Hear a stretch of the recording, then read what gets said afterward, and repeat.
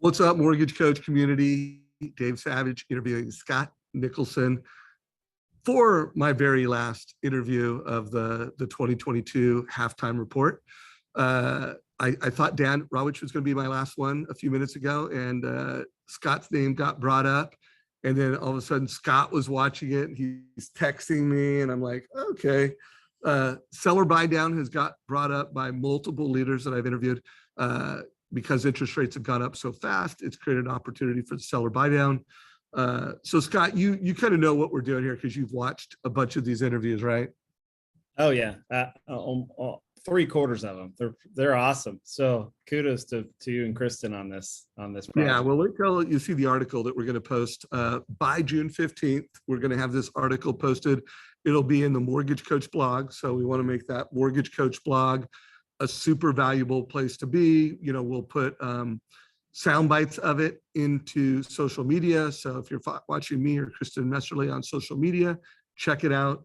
Also, Clayton Collins, we interviewed, and he's going to help us promote it on Housing Wire. So keep an eye out, guys, for the 2022 halftime report from David Kristen. So I do want to give the full interview to you. I don't want to just get right to seller buy down, although I know we're going to land on that as an opportunity.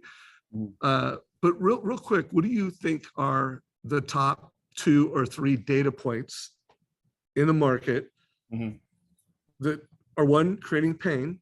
And I think we can skip interest rates because we all know rates have gone up a lot, and that's been on every call. But other than interest rates, what are some other data points? And then what are some opportunities and trends in your mind? And seller buy down can be one of them, but I want to get a few others from you as well. I think it's a dynamic market, because if you listen to a lot of the people you've interviewed and like your originators too that are jumping on, you have 2 forces you have to look at, right? Lack of inventory and the competitiveness of that. And then the second is, and Kristen speaks a lot about it in your guys' interviews, affordability. So it's if you can solve both of those, that's a huge thing to have in today's market, is to get that offer accepted that solves the competitiveness, but then bring that payment, which you and Logan just spoke about, right? It's payment. I got to get affordability. And because I think the 2 things. And Logan, for everyone, I can't pronounce Logan's last name, but I think he is the chief economist for Housing Wire, right? I mean, that is his title and role. Yeah. Okay. It's payment. I mean, if you can solve those 2, I think that you have a massive up on a lot of people right there. Got it. And then what are some trends that are happening in the market that are creating opportunities in the market? I think, I'm watching something come. I'm watching like people trying to solve the competitiveness issue of the supply and moving their products to all cash, right? I've been brought into multiple conversations from different banks rolling out these all cash programs to solve the competitiveness, right? So we're going to go in all cash and just wipe out the competition, or try to, and then flip that into a loan. So I was brought into 2 separate conversations on this product because they wanted my opinion on how, so when you take that cash offer, win the bid, win the house, and then all of a sudden the bank is going to sell it back to the client. They wanted my opinion on how I would structure a seller buy down in there too. So we've been working with those banks of going, step 1, buy it all cash. Step 2, let's convert it into a takeout loan and mix in a seller buy down. Got it. Okay. What else? And we're going to spend a few minutes drilling down on seller buy downs, but what are, Dan talked about, hey, I would buy a database and get equities. And we talked about sales boomerang and how we're creating data alerts. I mean, what are your thoughts on a loan officer's database should be their number 1 priority?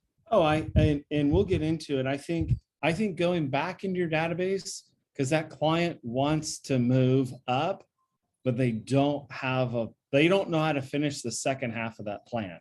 Great, I can sell all the way up here in this nice equity position, but Scott, how are you going to get me that deal or that affordability or that payment to move up? And I'm going to show you too later that seller buy downs help both of these move up clients.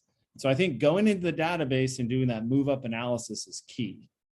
Let's do this. Tell me if you agree with this, that if it's not the single number one opportunity in the market, it's among I think it's a single number one opportunity. It's your database and it's Yeah. the realtors database. Yeah. And how do we make sure that we're optimizing those databases to find move up buyers, move down buyers, and anybody who just wants to list their home, like we need listing inventories. And I do think focusing on, I don't think the industry, both mortgage or real estate, is focused and obsessed enough around it.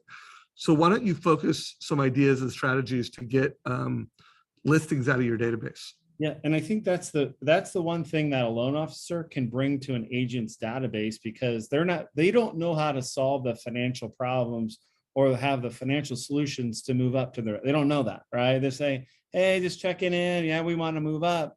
But now I have to be brought in, right? To say, okay, let's create a plan. How do we move up? How do we make it affordable? That's a huge opportunity for a loan officer to sit down with the agent, say, okay, let's get into the database and let's create a plan for all of your clients that want to move up, and then how to do that financial plan. That's a big one right there. Okay, well, let's do that. And let's also focus on some scripting that, and when it comes to database, there's two things. One, borrower intelligence, so that you're actually getting proactive alerts. Yep. And when you're calling a customer, you're calling because you got an alert that they have more equity, or their credit went up, or they have more debt, or they look like someone that demographically is ready to move up or move down. But what about if I'm just calling my database and seeing if people want to sell their home? I saw on social media, I can't remember whose account it was, but someone was talking about a script where realtors and loan officers are texting their database saying, hey, what would it take to sell your home or list it? Is there a price that would get you to sell it? And then they were taking that into a bigger conversation. But what are some scripts to get customers into move up conversations? I think it's a married of two things, right? Is you can get them to have the conversation like, yeah, I agree, I want to sell. Yeah, the price, give me a fair price and we'll do it. But what they want is, if you talk about retirement, has that box been checked? And then we can take care of retirement and we can take care of a payment. That's why I think if you can show that second half of going, I'll come in here, I'll do a TCA, I'm going to show you a move up. I personally use the seller buy down to do that. I don't do that to necessarily save payment. I do that for less cash down, right? So let's say I can do a seller buy down on the move up, save $500 or $600 a month. What I'll do is I'll take the down payment away to make it flush. And then I'll say, hey, of the 100,000 that we didn't need to come down with, let's then check the last box of the retirement. Let's bring your financial planner and get all that. So customers need to think of multi-dimensional in the move up. Let's take the equity we have, let's fix retirement, and then let's get into that last house that we ultimately want to be in. I think it's a two-prong approach. Okay, so let's go through a seller buy down. I mean, this content is all over the Mortgage Coach YouTube channel. Also, Scott has a Facebook group, and you can get a demo of Lender Launchpad at lenderlaunchpad.com. But walk us through a seller buy down, just so I can make this part of this article we're writing. I think you want me to share the screen, or you want to talk about it? However you want to do it. Okay, let's share. I'll just show you. I'll show you the last two that were actually move ups. So let's get into those. Let me open up my. Can you see my desktop? I can. Okay, let's get in there. Let's hide our faces. Let's open up. So I'm going to show you the one we just got in. So what I'm doing is I'm opening up my Lender Launchpad account, and I'm going to show you. Where is it? You out. You got quite a few strategies there. Yeah. Oh yeah. There's a lot in here. So let's go this one right here. So this was the one, and I'll show you how these work and what I do. So behind here, well, this is how we won the offer. So we'll get down in a second. So I submit on Lender Launchpad. This is his pre-approval letter. This is me going right into the listing agent. I take this link, I submit it right into the listing agent. Hey, Scott, will you give me a link to that, Oh, put it in chat because I want to share that. yeah. And Garth Graham had recently asked me for some great examples of pre-approval letters, and I wanted to forward this to him. Yeah. So, but this is the TCA. So I recorded the custom TCA to the listing agent. This was a Sunday. Hi, Valerie. My name is Scott Nicholson. So very personal here or casual, but this is what we did. So this was a move up situation that was very sensitive on rate and payment. All right. That was Logan's part here. Customers are buying payment. So what we did is we came in. And so this was me explaining to Valerie, this is what we were battling against. This is what the market's bearing in a jumbo situation. I came in, we're offering $1,275,000. It was 15 a seller buy down, 3 7/8. We're saving 662. Not only that, I backed it with an appraisal gap. So I basically protected the whole file up to 100,000 and explained that in the video. And ultimately this turned into 2 new agents. So not only did we get the offer accepted, right, in a move up situation, we're in escrow and they're selling theirs for 8. We're in a move up situation for $2,275,000. I structured the seller buy down. I got the rate we needed. Now they were struggling a little bit. So we were the How best. big of a seller buy down was it? Say that 50. $50,000. Yep. And what's funny is by the time we negotiated, the time I locked and opened escrow, it actually sitting right now at 37,000. So I got 13,000 excess right now, which I'm going to reduce cash to close. So not only did I get the seller buy down, I am reducing all of its closing costs. So we're saving that 662, and that's what they wanted. So seller buy down is helping me with my move up clients. And then I packed it with, because really what you got is, think of this way, Dave. The seller buy down deals with the affordability issues we're having in today's market, right? And the third, that's the second column. The third column and how I structure this deals with the scarcity of like, hey, you may be overbidding on this. And what happens if value? This is the inventory issue, the third column. That's my appraisal gap. So when I record this video to Valerie, the listing agent, explain to her exactly what we're doing, made sense in the second column, loved it. And then I said, hey, I'm protecting this file up for 100,000 if we miss. And so that was the deal. That sealed the deal. And so, and that's how I use both your software, Mortgage Coach, and my software. And I'll even throw something a little extra in there. So this is another software, but it's a bid to over ask. I don't know if you've seen that. I think you've seen this, right? Mm-hmm. So I just threw in a bid to over ask to satisfy my client. He was a little nervous on that, but I have an example I could give you. This is a private presentation. I'll give you guys a public presentation that you can share and dissect. But that's how you're doing it. I'm building move up presentations, delivering it right into the listing agent, structuring the TCA, and that's the secret thing right there. What we've done is, Hi, Valerie. My name is I Scott need to get Nicholson with Cherry myself Creek in Mortgage. front of that listing agent, right? And that's the big thing, because here's the deal. If you were just a normal seller, right? I'm buying the Savage's home and you were the listing agent, like, dude, Scott, I don't know what the hell you're doing. You know, what is this seller buy down, this fancy financing? What do you mean appraisal gap? And when you can get it on video and put it into a TCA, that's a big deal right there. You know, Totally not only concur. that, the agents, both agents got referrals from both of them immediately. Cool. So stop sharing screen.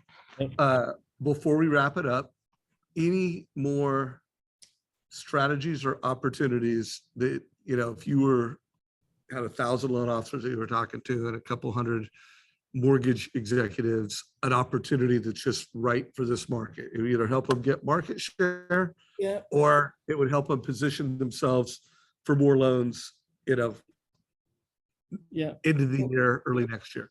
So I think let's break it into a couple different segments. So if you're going into your past client database or your agent's past client database, the seller buy down helps solve that second part. Great. I love the equity position, Scott, but my rate and payment, particularly my payment's too high. I can't buy in the 5.5% range.